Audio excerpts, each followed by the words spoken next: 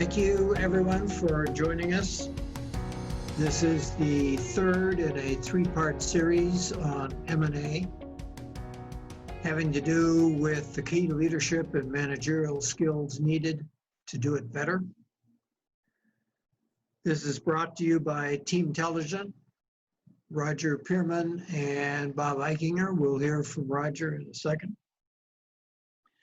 We've made three general points. One is that M&A is hard to do well. That was webcast number one. We then spent time in webinar number two trying to find out why do they fail at such a high rate. And this webinar is trying to help people do better. The first point we made is the simple one, that is somewhere between 50 and 75% of M&A does not succeed. We have made a point throughout this series that failure does not mean bankruptcy. It doesn't mean the company completely drops out of existence. It means that the merger or acquisition did not live up to the expectations, estimates, and projections made at the time of deal. So when the PR notice goes out, it always says we expect to do this much more market share and make better margin and add geographies. We made the point, as I said, somewhere between 50 and 75% fail. A lot of it depends. There are 5 types in M&A. We covered that in the first webinar. And it has to do with company history. There is a high-tech company in California that acquires one company a week. So they're usually small in the tech industry, but they're quite used to the process. And my guess is if you're a repeat offender of M&A, you will probably do better at it than if you do one every 10 years. When we did the webinar on why, we found that there's basically 2 things, the hard stuff and the soft stuff. The hard stuff has to do with deal making and do we pay the right price? Is this the right time? Is this the right combination? And then the soft stuff has to do with integrating operations, culture, and talent together into a new organization. So that leads us to this webinar, number 3, and we want to share with you some of the things that we think might increase the chances that an M&A would be successful. One of the things that Bob and I did when we started reviewing the most current research on mergers, acquisitions, and alliances is to ask the basic question, what are the essential roles that must be in play and in sequence of a successful M&A activity? And as we identified those roles and began to define those roles, it became quite important as we connected these roles to the leadership and management behaviors that we know are vital. One of the things that we, to hearken on the point Bob just made, that we found as we looked at these roles is that certainly there are 3 of them that are especially important in M&A and the use of leadership and management behaviors. And we've highlighted those in a teal color, this difficulty of staffing the team, the communication plan, and setting the integration framework, which is vital for M&A to be successful. Now, when Bob and I started doing our work around the essential behaviors of leadership and managerial effectiveness, we identified libraries of the kinds of behaviors that make a difference in performance. And as we looked at the libraries that we created, we asked the question, what are the practices, the leadership practices that in fact are critical to M&A activities? And then as we did our analysis, we coded them and produced a rank ordering of importance around those particular skills. And if you've been around M&A activities at all, you know intuitively that planning skills certainly is critical, that task and project management become vital to the success of an M&A endeavor. The very important elements of the kind of critical thinking that has to be done for due diligence and the problem analysis that's necessary to make sure all elements of the potential acquisition or alliance or merger can be addressed. The management of information becomes increasingly critical throughout the process, and we'll say more about that a little later on. So as you look at the practices, everything from how vital it is to manage conflict and to make sure you're communicating that the systems that are at work and the systems that are at play, it means that you have to have an element of systems thinking in that whole approach that a leader has to an M&A activity.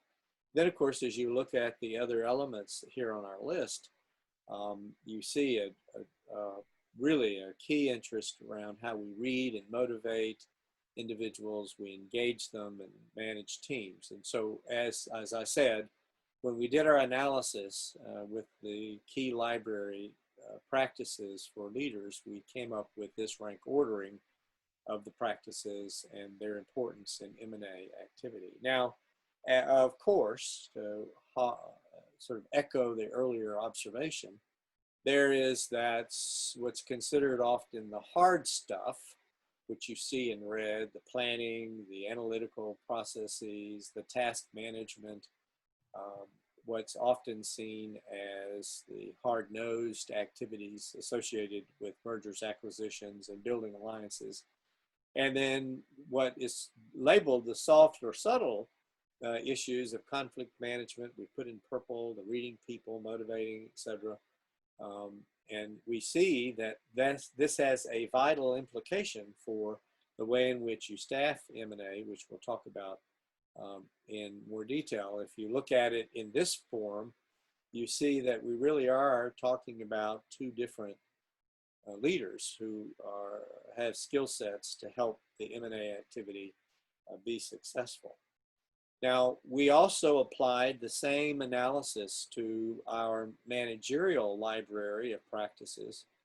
And that managerial library, again, led us to the kinds of behaviors in rank order that are essential for managers who are participating in M&A activities, and the kinds of things that they must be doing for that activity to be successful. And as you see the listing of those practices that are vital to the success of an M&A initiative, it makes sense that how you are relating up in your management circles become vital to the success of the practice, how decisions are being made productively, and the ongoing criticality of communication and making sure that there's attention to the delivery of what's expected at or above expectations, which becomes absolutely essential for the project to be successful. And then making sure that the plans have been executed well and that there is the appropriate problem solving that's being attended to, and the communicating around the issue of the purpose of the enterprise and the purpose of this new business initiative that's occurring is quite important. It may surprise you to see growth mindset as one of those critical practices, and yet what we would say is having that growth mindset is going to enable a manager to be more agile as things emerge and come up during a merger and acquisition, which we know there are always surprises and things you have to be a quick learner on in order to effectively deal with the challenge that's put in front of you, and to be able to create the kind of structures that are necessary to win and to lead to a competitive solution. So from our libraries, as we took a look at all of the key behaviors that are vital for success and managerial behaviors that are vital for success, were all coded against these key M&A roles, which we know are key to M&A and alliance building activities to be successful. In fact, if you were to do a deep dive in the literature, you would find that this is the absolute punch list, if you will, for what must be done in order for mergers and acquisitions to be successful. And Bob's going to help us look at some of these elements in deeper detail. So if you look at the hard stuff, the recurring theme of our research is that there's two different sets of skills necessary. So the hard stuff is making the deal, determining the price, figuring out whether this is the right firm to acquire or merge with. And if you look at the leadership skills necessary to do that, it's for the most part cognitive. So IQ and experience and knowledge would lead into the kinds of people who have this skill set. And the objective of this group in terms of the deal making, next, they have to figure out whether this is going to be an accretive activity. So the hard stuff is executing the financial plan, all of the legal and regulatory issues, maybe FTC, maybe the stock market. They have to estimate integration and synergy as a way to pay for the premium price that most mergers and acquisitions require. In order to be successful, they sort of have to assure delivery of outcomes at or above expectations because of the premium price people pay. They have to facilitate the economics of the plan. They have to apply cognitive skills to figure out the challenges in the economics and the finances. And they have to make productive decisions along the way about all of the deal-making stuff. The next set of skills is the soft skills. And here, the deal has been made, the finances have been determined, all of the regulatory and legal stuff has been done, the deal has been signed. And we're left with the quality of the integration plan, and more importantly, the execution of the plan. Is it done well? Back up. It must be easy to make up a plan because everybody has a plan, and half to 3/4 of the plans do not work. So they're either unrealistic to start with, or they are not cleanly executed. And as we have said over and over again, mostly these are overestimates of the cost savings from the ever famous synergy and integration, putting the two truck fleets together.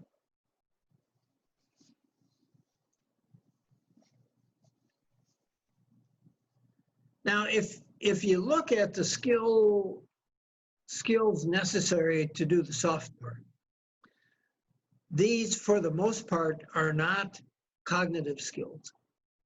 These are what we would probably all label as EQ, plus some human systems application, primarily along the lines of the research and practices of change management.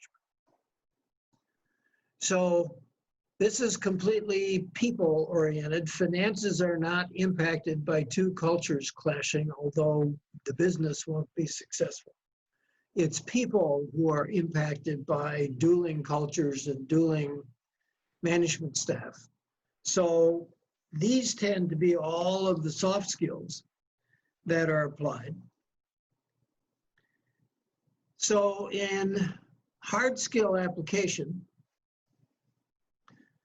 It has to do with things like logistics, geographies, real estate. What buildings are we going to keep? What buildings are we going to get rid of? How are we going to attack markets? How are the two product and service lines going to meld? On the other hand, the soft side execution has to do with people, cultures, the vision and purpose of the new organization, having the right mindsets, the entire enterprise consideration with customers and stakeholders. It's a completely different set of skills and activities. As we have said many times, this is where the failure occurs. And one of the things that Roger's going to talk about next is this one person who can do this, or does this need to be two? As Bob and I are committed to providing evidence-based recommendations and solutions, we want to continue with the exploration that the kinds of things we know are vital for people to do have to be, first of all, the whole critical role of communication throughout a mergers acquisition activity. And the messaging needs to be often quick and honest. And we need to be attentive to what's often thought of as the circle of interest in caring when we're giving the messages to folks throughout the organization. And when we think about the circle of interest in caring, it really is very pragmatic. The individual wants to know what the impact is on him or her. Are they going to have a job? Are they, in fact, going to understand the role? Are they going to have the opportunity to be successful in a new context or a new setting? Their second worry is going to be around the people that's going to be working with them. Will they have their same team members? Will it be a new department that they'll be a part of in the new company, in the new enterprise? How is this new culture going to impact the enterprise and its success, of course? And then, of course, the concern that an individual might have for the impact of the change on the customers and other stakeholders. So if we think about these circles of interest, it's important to know that your communication very much needs to be this notion of are we attending to the needs of the person in their circles of interest? And beginning with the personal interest, the personal sense of comfort and opportunity that they need to understand that's going to result from the merger and acquisition through the different layers of interest that they're going to have. In fact, Bob would suggest to us there's a couple of strategies that we also need to be mindful of. We have made this point before that all of the researchers say that there should be zero-based staffing at the top of the organization before you do anything else. And we discussed in the last webinar about looking at the leadership team from organization 1, the leadership team from organization 2, and looking outside if we have to. So if neither CFO lives up to the requirements of the melded merger or acquisition, you have to be able to go outside or maybe down to a high potential controller who fits better. Now, almost no organizations do this, but this is what the researchers suggest. We also know that it's vital that in the execution strategy, if people are going to need to be cut and offices closed and territories combined, that you do that stuff first and you do it quickly and you do it with compassion. It is absolutely vital that as you take the action where there have been successful mergers and acquisitions, this important action happening first, clean, quick, as we said, and with compassion, is vital. That's going to be critical because of the fact that those who have survived, the winning team, is going to want to make sure they can communicate the assets that have been secured and the remainder of the plan to those who are going to carry the plan forward. Now, interestingly, it leads to this challenge. All of our research and all of our work suggests that the hard stuff leaders and managers are not the same as the soft stuff leaders and managers. Now, in one of the other webinars, we talked about the many methods that M&A can be done. In very large companies, there might be an M&A department headed up by an executive. And that executive most likely will be in charge of the hard stuff and the soft stuff that follows. In some organization, an executive is assigned to head up an M&A activity as another part of whatever their job is. So it's a part-time assignment. Other organizations put together teams from other departments for specific M&A events. But I think because of the two challenges, that the hard stuff has to be right so we don't pay an unreasonable premium, and the soft stuff is where most M&A fails, that this is most likely a different kind of person. And as we have pointed out, the skill set on the left is the hard set, and the skill set on the right is the soft set. So it would make sense if you're trying to help a group do better M&A, that there be a soft side leader and a number of soft side managers who are different than the hard side manager and the hard side managers. This would be a very difficult thing to execute. But again, if you look at the research, that's what it says.